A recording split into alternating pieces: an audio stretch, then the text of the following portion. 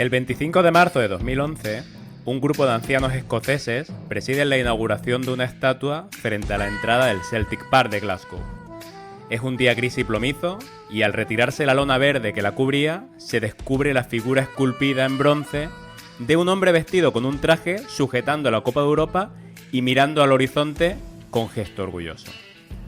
44 años antes, esos ancianos que tras descubrir la escultura se abrazaron formando un círculo como si estuvieran en el descanso de una prórroga, eran un grupo de chicos que escuchaban absortos desde las banquetas metálicas del vestuario local del Estadio Nacional de Yamor las últimas indicaciones de un entrenador que era para ellos mucho más que eso. De un técnico que los había hecho creer en sí mismos cuando llevaban más de 10 años sin conquistar la Liga Escocesa para llegar a unas cotas que nunca hubieran soñado con alcanzar. Hoy, en Café Karlovich, vamos a hablar de los Lisbon Lions, aquel Celtic de autor de Jock Stein.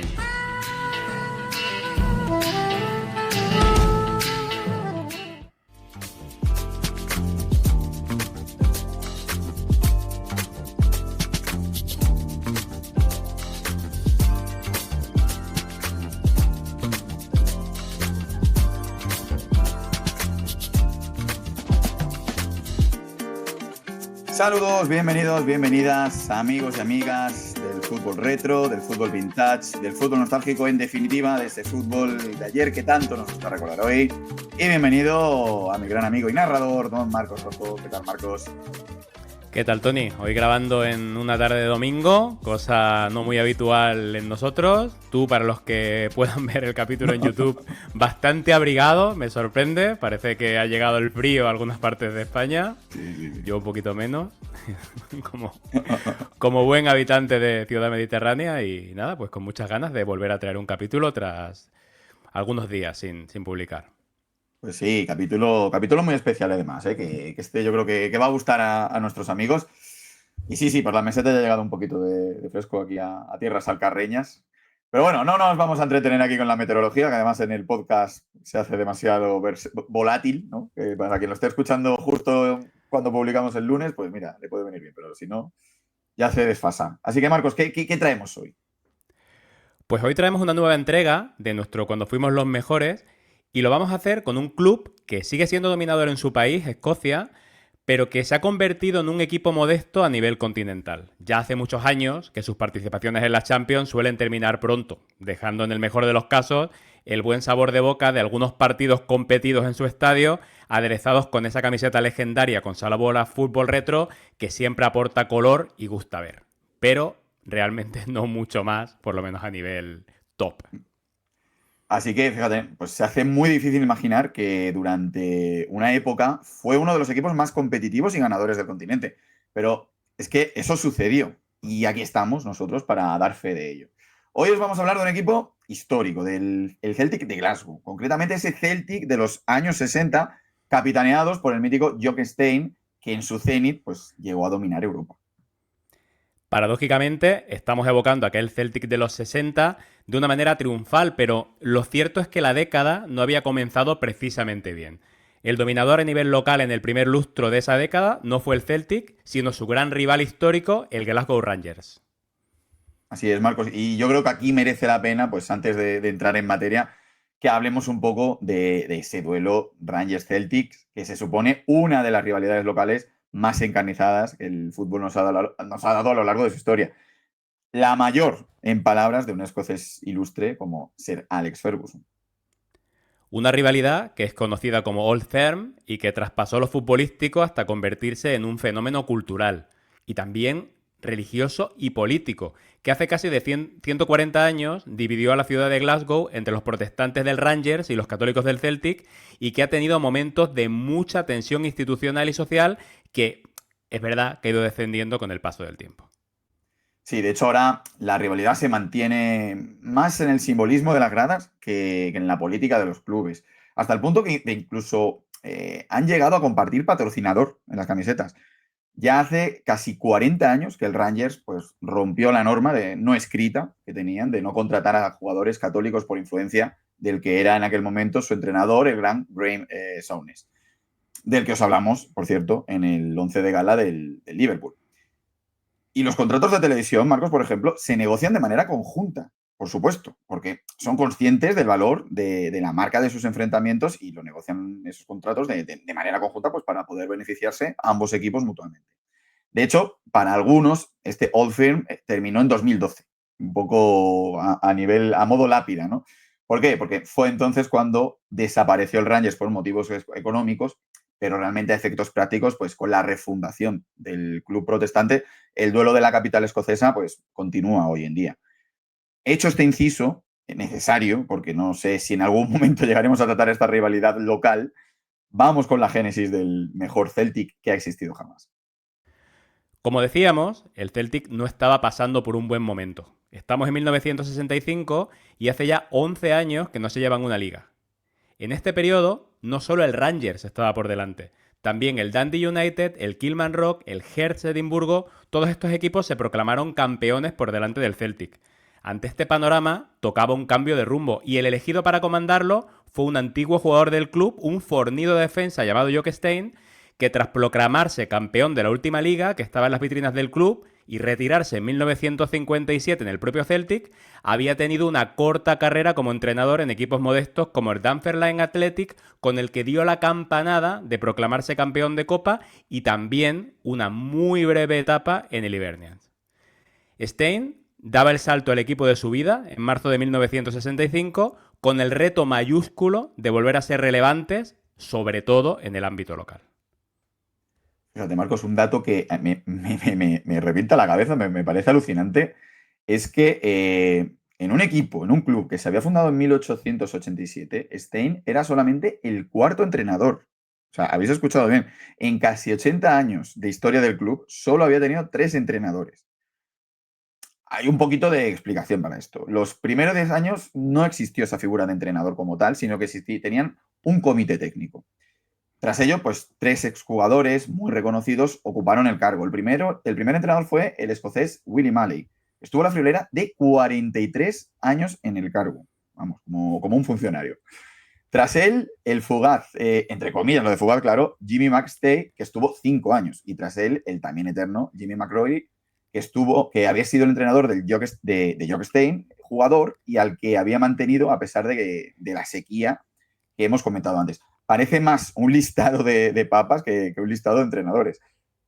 ¿Y qué esperaba de este cambio de entrenador tan poco frecuente de la directiva presidida por Sir Robert Kelly, cuyo padre, por cierto, había sido el primer capitán y expresidente del club y su madre era la hija de uno de los fundadores?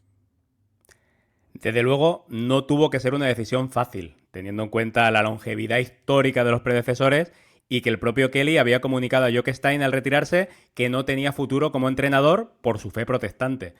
Pero vieron el equipo muy anticuado, muy estancado, demasiado olor a casa cerrada. Había que ventilar y estaban convencidos de que Jock Stein, que a sus 42 años conocía perfectamente la casa, algo fundamental para un equipo tan tradicional como el Celtic, y que venía de conseguir un 62% de victorias con un club que estaba de capa caída con el Hibernian, al que revitalizó llegando a ganar incluso un partido amistoso contra el Real Madrid que le sirvió para aumentar más su fama, pues era el hombre. Pensaban que les daría el impulso y la frescura táctica que otro mito del club, como el que has comentado, el jugador Jimmy McGrory, a sus 61 años, pues ya no estaba en disposición de aportar. Con Stein, por tanto, el Celtic rompía la tradición de tener solamente entrenadores católicos. A pesar de las reticencias iniciales de Kelly y su directiva, lo cierto es que tampoco consta que fuera una decisión muy traumática, al menos a ojos de la afición, como la más reciente del Rangers de contratar solo jugadores protestantes. Supongo que el impacto pues, quedó suavizado por el hecho de que se trataba de un exjugador muy querido. Llegaba un equipo ya sin opciones en la liga, pero en semifinales de la Copa de Escocia. Tras ganar en semis en el partido de desempate ante el modesto Motherwell, se enfrentaba en el mítico Hampden Park de Glasgow y ante casi 109.000 personas, pues al que había sido su primer equipo como técnico, el Dunfermline Athletic. 3-2 para el Celtic y primer título de Stein al volante. Vamos a deciros la alineación de esa noche para que veamos qué se encontró el nuevo entrenador. 11 escoceses, algo habitual en aquellos años, con John Fallon en la puerta, defensa de 4 con Ian Young por la derecha, Tommy Gemmell por la izquierda y los centrales Billy McNeil y John Clark, medio del campo de 3 jugadores con Charlie Gallagher de medio centro y Bobby Murdoch y un Bertiolt que a lo John Barnes había pasado de extremo a mediocampista como interiores, y 3 atacantes, Steve Chalmers, John Hughes y Bobby Lennox.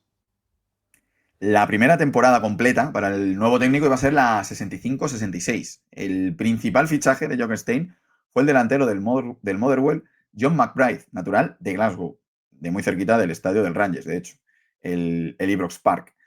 Se trataba de un jugador ya curtido en varios equipos de la liga, a sus 27 años, y que a pesar de no ser ninguna estrella, pues se encajó en el equipo como un guante.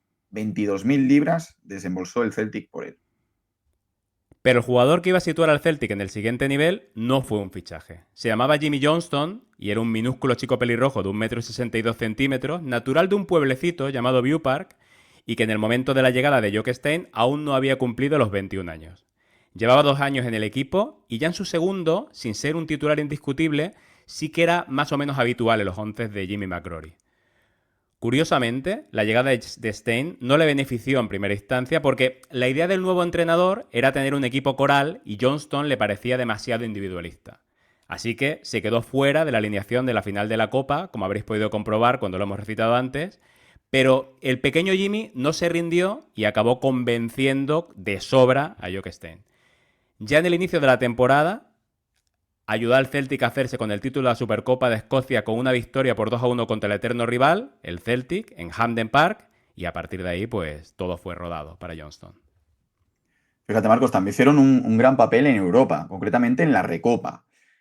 Se plantaron en semifinales tras vencer sucesivamente al Go Ahead Eagles de Países Bajos, con una gran actuación de Johnston, por cierto, al Aarhus danés y al Dinamo de Kiev soviético.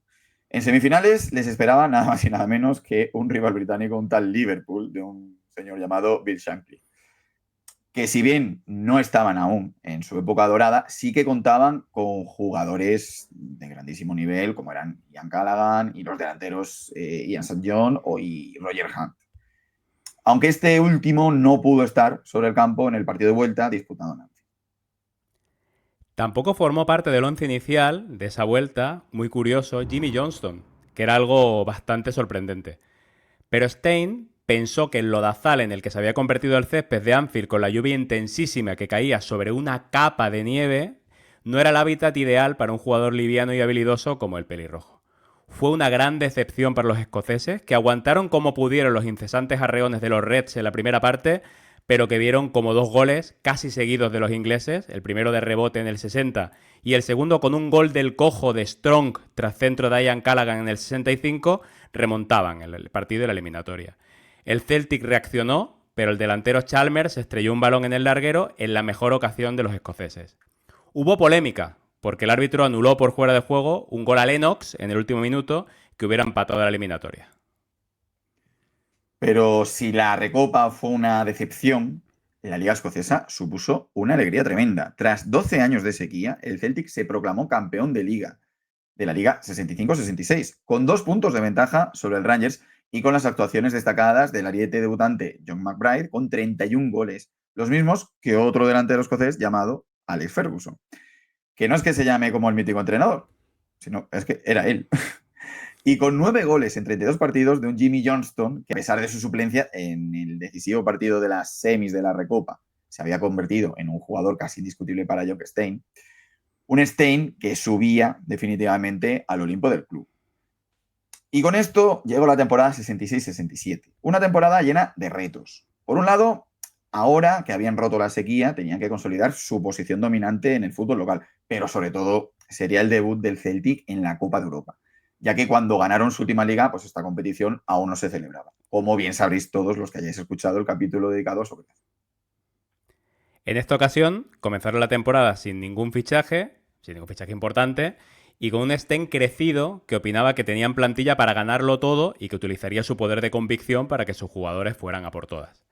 Empezaron muy bien, se llevaron el Old Firm contra el Rangers y de repente, por sorpresa, incorporaron a un ariete del Hearts llamado William Wallace, aunque se le conocía como Willy Wallace, en una contratación algo extraña, puesto que aparentemente tenían la delantera muy bien cubierta con el máximo goleador de la temporada anterior.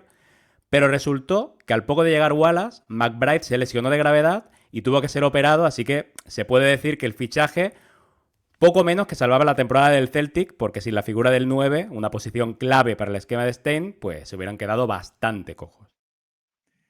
Mientras progresaban adecuadamente en Liga, pues iban llegando las eliminatorias de la Copa de Europa. Como siempre os recordamos, el formato liguilla no llega hasta los años 90. Así que hablamos de una competición en la que cualquier descuido pues, te puede dejar fuera y en la que casi cualquier equipo te podía dar un gran disgusto en su campo. No se tenía el conocimiento que se tiene ahora de los rivales, el estado de los terrenos de juego era muy variable dependiendo del país en el que hubiera que viajar y del clima imperante en el momento, las aficiones rivales, a veces muy calientes, que influían más en los resultados que ahora. Los árbitros también podían cambiar un poco según el momento que te tocase, no se conocían bien, no es como ahora que sabemos de qué pie cogía cada uno. Vamos, que si se querían evitar sorpresas, había que estar centrados desde el principio hasta el fin. Porque aunque no se trataba de un título que hasta ese momento hubiera centrado el foco de las ambiciones del Celtic, Jock Stein era consciente de que su bloque era potente y de que estaba ante una buena ocasión para al menos cuajar una buena actuación. No eran favoritos ni mucho menos, pero no había ningún equipo que lo fuera claramente. El último campeón, el Real Madrid, no era tampoco el equipo de Di Stéfano, Puskás y Gento, aunque este último aún se mantenía en el equipo.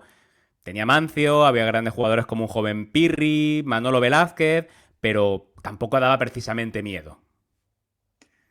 No habían ganado la Liga Española el año anterior. Sin ir más lejos, ese título se lo llevó el Atlético de Madrid, que se quería colar también en el grupo de los aspirantes, con un buen grupo de jugadores en los que destacaban mitos como el defensa Jorge Grifa, Adelardo, Mendoza, Luis Aragonés o el ya veterano Enrique Colla, que se mantenía de la anterior generación que había disputado la eliminatoria de semis contra el Real Madrid, de la que ya os hablamos en aquel programa que, bueno, que dejó tan sabor de boca diferente.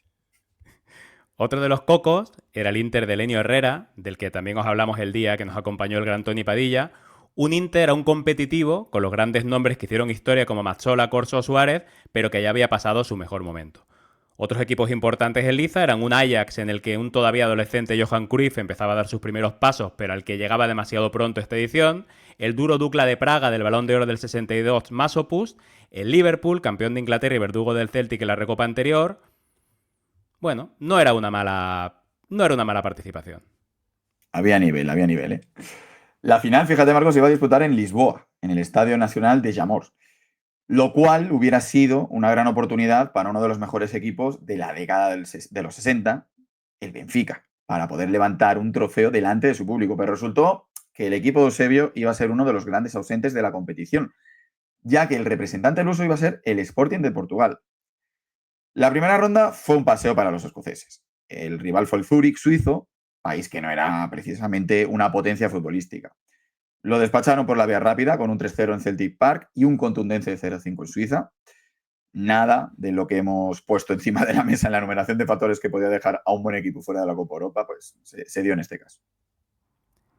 En octavos esperaba un rival más duro, el campeón de Francia, el Nantes, un equipo bastante joven y ofensivo, dirigido por el entrenador español José Arribas, que había llegado a Francia con 14 años huyendo de la Guerra Civil Española y que se jugaba en esos años con el Saint-Étienne la hegemonía en el fútbol galo. El partido de ida, a priori un hueso para el Celtic, supuso el primer puño encima de la mesa de los de Glasgow en esta competición. Se puso el partido complicado cuando el Nantes se adelantó con un gol del delantero Magny en el minuto 17, pero el Celtic no se hundió, empató pronto por medio del ariete Joe McBride, que aún no se había lesionado, y acabó remontando en la segunda parte con goles de los delanteros Bobby Lennox y Stevie Chalmers. 1-3 y el frente de ataque del Celtic brillando. La vuelta era casi un trámite y lo fue más cuando Jimmy Johnston se encargó de poner el 1-0 en el marcador y ya pues era misión imposible para los de arriba, que volvieron a caer por el mismo resultado de 3-1 que en la ida. Ojo que en esta eliminatoria de octavos, tristemente va a caer uno de los favoritos. En esta ronda se va a acabar la aventura al Atlético de Madrid.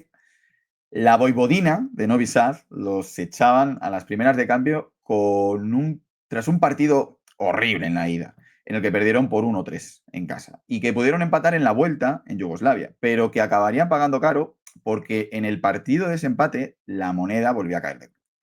Fue una tragedia, porque el Atlético consiguió que el partido se disputara en el Calderón. Se adelantó 2-0 y vio impotente cómo los yugoslavos empataban y se acababan llevando el partido en la prórroga con un gol de un hombre que ya no duele con el paso de los años, pero que a buen seguro a una generación atlética lo llevó grabado en la memoria. Sylvester Takac. En cuartos, el rival del Celtic iba a ser precisamente el verdugo del Atlético de Madrid, la Vojvodina. La competición nos birlaba la posibilidad de un Celtic Atleti que se acabará dando unos años más tarde y nos dará algunas imágenes inolvidables y no precisamente por lo deportivo. Creo, Tony, que será un buen capítulo de Relatos Salvajes, ahí lo dejo. Lo compro. Los yugoslavos eran un equipo rocoso y lo iban a volver a demostrar contra el Celtic con una victoria por 1-0 en su estadio sobre un césped en bastante mal estado y ante un ambiente de lo más caliente, como nos podemos imaginar. El Celtic quedaba contra las cuerdas ante un rival que había demostrado frente al Atlético que precisamente no iba de farol. Jock Stein iba a alinear a toda su artillería disponible. Hubiera estado bien contar con Joe McBride, pero seguía lesionado. Celtic Park, pues imagínate, sería una caldera. De eso no cabía ningún tipo de duda. Pero ¿podrían los Jimmy Johnstones, Bobby Lennox y Steve Chalmers darle la vuelta a esta eliminatoria? La Vojvodina aguantó en la primera parte de las embestidas del Celtic. Sería Chalmers, ya en el minuto 58, el encargado de abrir el marcador, y cuando con el 1-1 global todo parece indicar pues, que la eliminatoria se iría al partido de ese empate, emergió sobre el cielo de Glasgow el capitán Billy McNeil para rematar un centro de Charlie Gallagher, normalmente suplente, pero que esa noche sustituía a Bertie Auld, para desatar la locura en las gradas del Celtic Park y clasificar a los de Jock Stein a semifinales. Lo que hasta ese momento era un sueño que vivía en la cabeza de Jock Stein estaba un pasito más cerca de materializarse. Se puede decir que con ese cabezazo del capitán el Celtic y su afición empezaron a soñar. El rival sería el Dukla de Praga del gran centrocampista Josef Masopust, que venía de eliminar in extremis al Ajax de Ámsterdam. Esta vez la ida se jugaría en Glasgow y los chicos de Stein tenían que apretar para sacar un buen resultado. El gran Jimmy Johnston se iba a encargar de abrir el marcador, pero al filo del descanso los checoslovacos empataron. En la segunda parte, dos remates de Willy Wallace en apenas de 5 minutos desarbolaron al Dukla y pusieron un 3-1 en el marcador que ponía muy de cara a la eliminatoria para los escoceses. Se había dado un paso de gigante hacia Lisboa, pero Jock Stein, sin embargo, pues no se fiaba. Llegó a Praga con provisiones para prevenir cualquier intento de su rival por sabotearlos y extrañamente dejó ver a los periodistas checoslovacos su alineación, dejando encima de la mesa las dudas que tenía entre sacar a Bobby Lennox o a Hughes en el extremo izquierdo y diciendo que sin duda saldría a defender ese resultado. Y no mintió. Finalmente se decantó por Bobby Lennox y puso a Willy Wallace, el héroe de la ida, a marcar hombre al hombre a Josef Masopust. El Dukla apretó de lo lindo desde el inicio y el portero escocés Ronnie Simpson emergió para hacer 3 buenas paradas y ya en la segunda parte fue el capitán Billy McNeil el encargado de mostrar a los checoslovacos que esa no iba a ser su noche. Masopust, desesperado, se negó a dar la mano a los rivales al final del partido. Así sería el marcaje de Wallace. El Celtic ya estaba en la final. Se trataba del primer equipo británico en alcanzarla, casi 13 años después de que el Wolverhampton hubiera encendido la mecha para la creación de la competición. Teníamos a un británico en el partido decisivo. Su rival saldría del enfrentamiento entre el CSKA de Sofía y el Inter, que habían empatado a 1 los dos partidos y que se iban a jugar a cara de perro la eliminatoria en un partido de desempate en el estadio Renato de Lara de Bolonia, en una cosa que siempre me ha llamado bastante la atención, si me ha parecido curioso, lo random de las sedes de los partidos de desempate, porque no siguen una lógica que no sea, supongo, un acuerdo entre los contendientes, supongo que con dinero de por medio y con la venia de la UEFA. En ese desempate, los de Lenio Herrera doblegaron por fin a los búlgaros, les costó trabajo, con un solitario gol del extremo Renato Capellini. Y se plantaron en la final, de hecho, su tercera final. Así que teníamos sobre el tablero del Estadio Nacional de Jamor de Lisboa a un novato lleno de ilusión y a un equipo que se las sabía todas y que buscaba su triplete europeo. Jock Stein contra Lenio Herrera, Johnny Johnston contra Mazzola, Bobby Lennox contra Mario Corso. El Inter contaba con una delicadísima baja de Luis Suárez, que estaba lesionado. No había un sustituto a su altura. HH se quedaba sin su arquitecto, sin su prolongación en el campo. Pero aún así, iba a ser, pese a todo, un gran partido. Un partido apasionante entre dos estilos muy diferentes, como comentabas. Un Inter más conservador y un Celtic que era todo empuje e ilusión. Jock Stein iba a alinear a su 11 de gala esa noche. Serían 11 escoceses de nuevo en un 4-2-4 que se convertía en un 4-4-2 en defensa porque los extremos Johnston y Lennox se dejaron la vida para ayudar a sus compañeros. Ronnie Simpson jugaría en la puerta, Jim Craig sería el lateral derecho y Tommy Gemmel el lateral zurdo, ambos con bastante proyección ofensiva para la época. Las posiciones de central las ocuparían el capitán Billy McNeil, una roca inexpugnable por alto que aún ostenta el récord de partidos con la camiseta del Celtic, y su inseparable escudero John Clark, con una función menos lucida que la de su imponente compañero, pero vital para tapar las subidas de los laterales, muy ofensivos, y hacer las coberturas. En el centro del campo, Bobby Murdoch, el armador de juego de los de Stein, que tenía que ser sin Suárez el dueño del ritmo del partido, y el carismático Bertie Auld, que se encargaría de lucharlo todo y de lanzarse al ataque en cuanto oliera sangre, que era su especialidad. El extremo derecho iba a ser para Jimmy Johnston, ese pequeño y diabólico regateador que, como hemos dicho antes, es probablemente el mejor jugador de la historia del club. Y el extremo izquierdo para el rapidísimo Bobby Lennox, menos técnico y brillante que Johnston, pero más goleador. Y arriba, como segundo delantero, Willie Wallace, el fichaje de invierno que tan buen resultado les había dado, y un clásico del club como Stevie Chalmers como ariete. Nada más y nada menos que 7.000 aficionados viajaron desde Glasgow a apoyar a sus chicos con el sueño de la Orejona en la mente. Y ojo, lo de Orejona cobra más sentido que nunca porque por primera vez iba a ser este formato de trofeo el que se llevaría el campeón. El partido, Marcos, no pudo empezar peor para el Celtic. Y ojo, no porque hubiesen salido dormidos, todo lo contrario. Jimmy Johnston, por ejemplo, tuvo en una jugada típica de extremo puro, recortaba y ponía en apuros a Sarti. Pocos minutos después, gran parada del portero tras un brillante cabezazo. Pero el Inter, en su primer intento, en su primer acercamiento en el minuto 7, se iba a adelantar tras un penalti del lateral derecho, Jim Craig, sobre el extremo zurdo, Capellini, que Mazzola se iba a encargar de transformar. Era, por cierto, un partido lleno de simbolismo para Sandro Mazzola, porque el Estadio Nacional de Jamor era el último en el que había jugado su padre, el galán valentino Mazzola, antes de perecer con el equipo al completo del Torino en la tragedia de Superga, en el vuelo que les llevaba de vuelta a Italia desde Lisboa. Era el sueño de Lenny Herrera, marcar y poner en práctica el catenacho para que el Celtic se topara una y otra vez con el muro inexpugnable de su defensa y acabara exhausto y claudicando. Pero al Celtic el gol, lejos de hundirlo, los activó. Los escoceses se volcaron aún más sobre la meta de Sarti y lo intentaron de todas las formas posibles. Por alto, mediante llegadas en segunda línea de los interiores, como una que acabó con un tirazo al larguero de Charlie Auld. Johnston también lo intentaba, con su clásico desborde. Bobby Murdoch intentaba conectar con sus delanteros.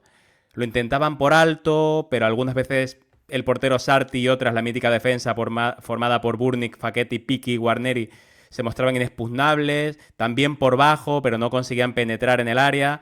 Jock Stein se dio cuenta de que la única forma de poder acabar con el muro italiano era tirando desde fuera, y se lo dijo a sus jugadores en el descanso. Ese Inter los convenció, ya no era el del 63 y el 64, y él estaba seguro de que encontrarían una grieta. Y lo hicieron por medio de un protagonista inesperado, el lateral izquierdo Tommy Gemmel.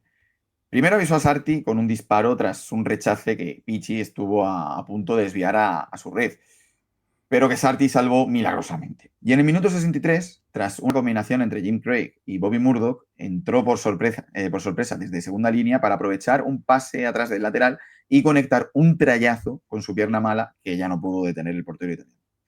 Las piernas de los jugadores del Inter pues comenzaron a temblar. Su plan de partido no contemplaba un latigazo como este y no supieron reaccionar. Directamente no había plan B. El Celtic siguió avasallando a base de empuje. No paraban de llegar al área de un Inter desconocido y débil. Una de ellas, un centro chut del propio Gemmel desde la izquierda, casi se cuela, pero acaba en el larguero, en la que fue probablemente la mejor oportunidad. El Inter estaba desconocido, estaba absolutamente desdibujado y el Celtic se iba armando de valor, armando de orgullo y la verdad es que los avasalló. Y a 5 minutos del final, cuando el Inter pensaba en la prórroga con la esperanza de que los escoceses notaran el cansancio y dejaran de apretar, fue Stevie Chalmers, ese delantero rápido y oportunista que había llegado en 1958 a un equipo en vacas flacas, que llevaba, como hemos dicho, mucho tiempo sin triunfar ni siquiera en su propio país. Sería él el que convertiría el más importante de sus 231 goles con el Celtic al desviar desde el punto de penalti un disparo lejano y raso de Bobby Murdoch.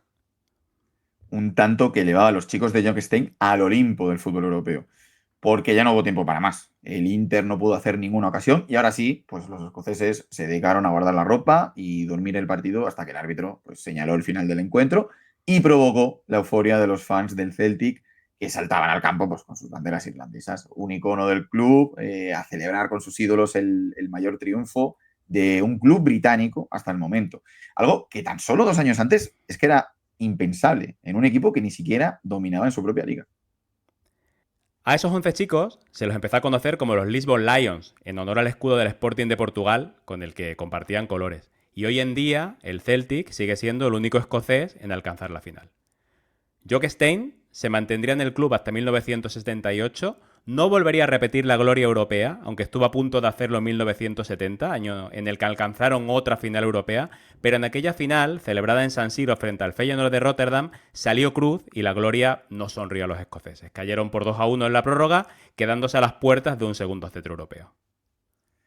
Pero la era Stein no acababa en Europa. Se le contrató sobre todo para volver a ganar en Escocia, y lo consiguió, ya que llevó al club a ganar 10 ligas y 9 copas antes de fichar por el Leeds United. 5 semanas duró en el cargo, en una efímera etapa que en el club que nos recuerda a la de otros protagonistas de nuestro podcast, como fue el gran Brian Clough. En este caso, no fue como la de Clough una destitución, sino que fue el técnico el que dejó el banquillo para entrenar a la selección de Escocia, su gran ilusión y banquillo en el que iba a morir literalmente con las botas puestas, ya que falleció de un infarto tristemente en 1985 en el Ninian Park de Cardiff, tras un partido de clasificación para el Mundial de México 86. Con él se despedió un mito, el hombre que guió a los Lisbon Lions a la gloria. Y hasta aquí nuestro ¿Cuándo fuimos los mejores? Del Celtic, que por cierto hace un par de años le metió el Atleti 6, ¿eh? O sea que, como bien decíamos, han quedado un poco... su carisma europeo ha bajado bastante de nivel. Sí, bueno, ya es un equipo histórico que conviene recordar lo que llegó Sí. a ser, por eso mismo que comentas, ¿no? Porque, como hemos dicho al principio, ahora mismo resulta complicado imaginarlo en este tipo de batallas, pero vaya si estuvo presente en ellas y, como hemos visto, de manera triunfal. Pues Marcos Rojo, muchísimas gracias. Un día más. Nada, Tony, un placer, espero que haya gustado este capítulo y nada, deseando ya traeros el siguiente. Y muchas gracias, como siempre, a todos vosotros, a los que estáis al otro lado. Recordad que podéis apoyarnos, podéis apoyar el proyecto siguiéndonos en nuestras redes sociales, en x @cafecarlovich, en nuestra plataforma de YouTube, ya sabéis, like, suscripción, comentarios, todas esas cosas que se hacen siempre en YouTube. Y en nuestras plataformas de podcast, Apple Podcast, iVoox, Spotify. Y recordad que esta noche juega el Trinche.